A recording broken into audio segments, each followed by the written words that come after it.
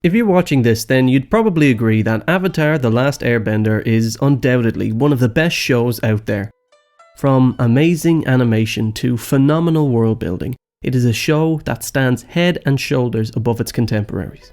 The show's writing and storytelling is often credited as the strongest of all its attributes. The depth of character and continuity, the tension and stakes, and the sense of humour. Yes, many, including myself, would call Avatar a near-perfect show. But there is one aspect of the story that divides fans: Azula's breakdown in Book 3.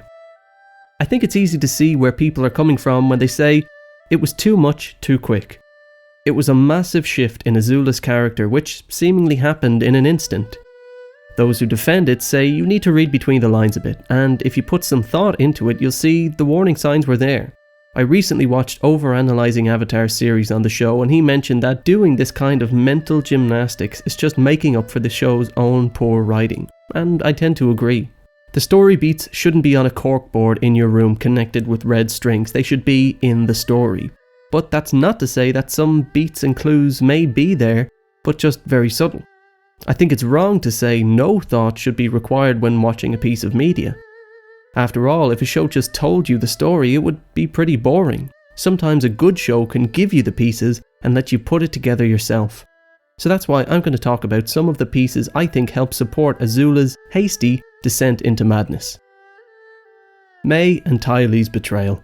This one isn't very subtle, but it is a key factor in Azula's breakdown. She even mentions it specifically. All your life you've used fear to control people. Like your friends Mai and Ty Lee. Well, what choice do I have? Trust is for fools. Fear is the only reliable way. But she also mentions her issues with trust. From what we know of Azula, I think it's fair to say she probably doesn't trust many people. In fact, I would go so far as to say she only trusts 3 or 4 people total. Mai, Ty Lee, her dad, and maybe Zuko to a certain extent. The beach is our main source here. In this episode, we see Azula admit that she's jealous of Ty Lee. Azula even takes Ty Lee's advice on how to talk to boys. Okay, calm down. I didn't mean what I said. Look, maybe I just said it because I was a little jealous. What? You're jealous of me? Up until this point, Azula's been entirely self-sufficient, always coming up with the plans. But now, she's opened up and asked for help, even going as far as briefly joining in on the Fire Gang's sharing circle. Well, yes, I guess you're right. I don't have sob stories like all of you. I could sit here and complain how our mom liked Zuko more than me, but I don't really care. My own mother thought I was a monster. She was right, of course, but it still hurt. We've never seen Azula let her guard down with anyone, ever. She's always been cautious, always in attack mode, but here, just for a few moments, she opens up to her brother and her only 2 friends in the world. Now, the question is, does Azula actually think that Mai and Ty Lee are her friends? I think yes. Though it's obvious to us as the viewer that they have a level of fear and disdain for Azula, for Azula herself, it's not so clear. Even if all the signs are there, Azula's image of herself is that she is perfect. Why wouldn't Mai and Ty Lee want to be her friend? But you're the most beautiful, smartest, perfect girl in the world. Well, you're right about all those things. And after finally opening up to these people and putting her trust in someone for once in her life, she's betrayed. Now maybe you might think having an absolute mental implosion because your friends don't like you is an overreaction, but Azula has no other friends. Her social skills are stunted. By the time a normal person is Azula's age, they are used to the fact that people change. But Azula's reacting like someone would if this was the first time it ever happened to them. Like when they're in play school, when they're a child. Azula, Ozai and Zuko. This family dynamic is the most important part of Azula's complete mental collapse. Azula and Zuko are very similar.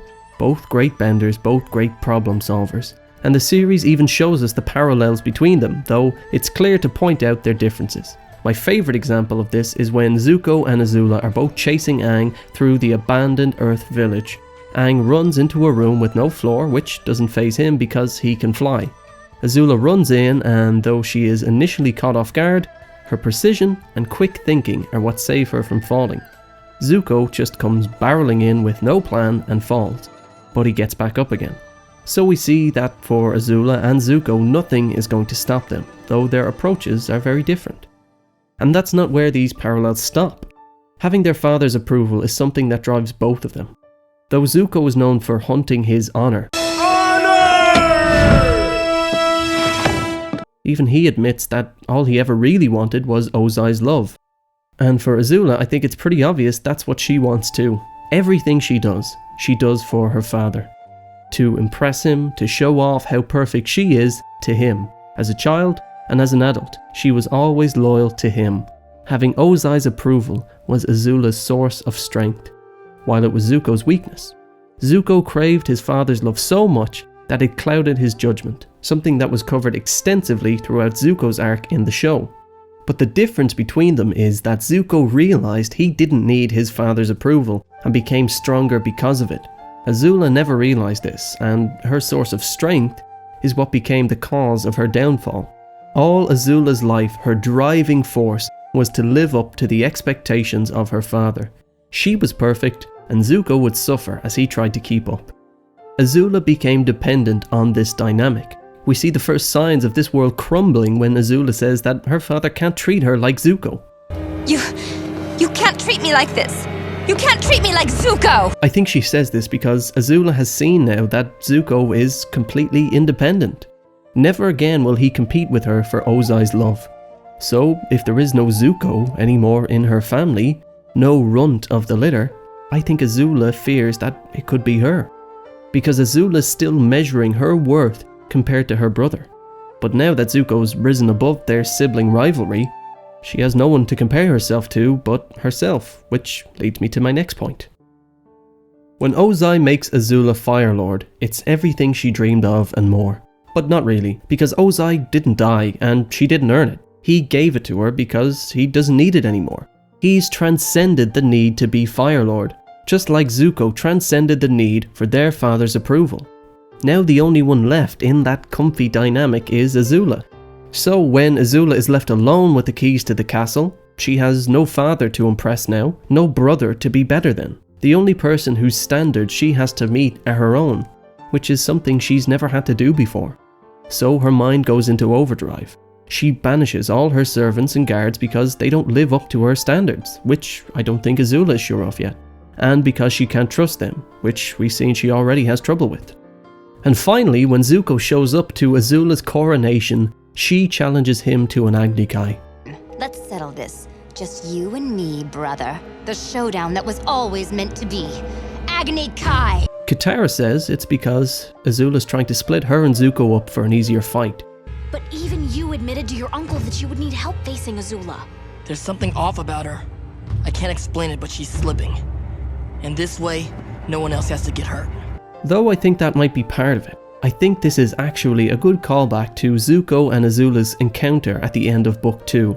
Zuko challenges Azula to an Agni Kai, because at this point, he still has everything to prove. Azula refuses because she's pretty sure of herself and doesn't need to prove anything. Are you going to challenge me to an Agni Kai? Yes! I challenge you! No thanks.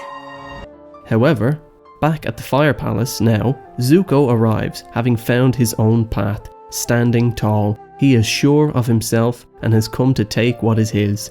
Azula now is desperate to prove to herself that she is still better than Zuko. That's why she challenges him now, because this time she needs it. These are just my thoughts on it. Maybe I am doing too many mental gymnastics and filling in gaps the writers left, but I think these points that I mentioned are all there in the show really. Let me know what you think.